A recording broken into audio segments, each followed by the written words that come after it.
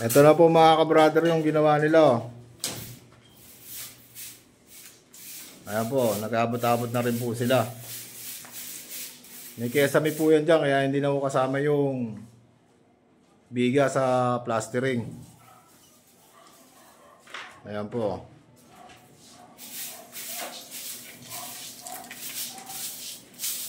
Ito pa po yung isa. Yung isa ginawa ni Coco, ito yung kay Tupi. Yung ginawa ni Tupi.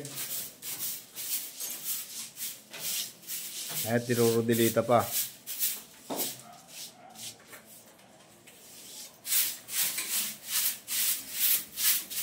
Bukas ng umaga, flooring naman. Tapos kabit ng gutter. Puro ready na rin bukasan to eh. Kakabit na tayo ng gutter sa taas bukas.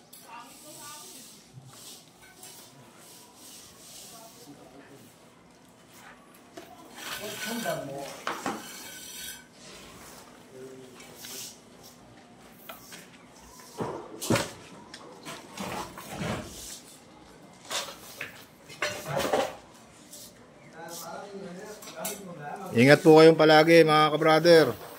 Salamat po sa suporta.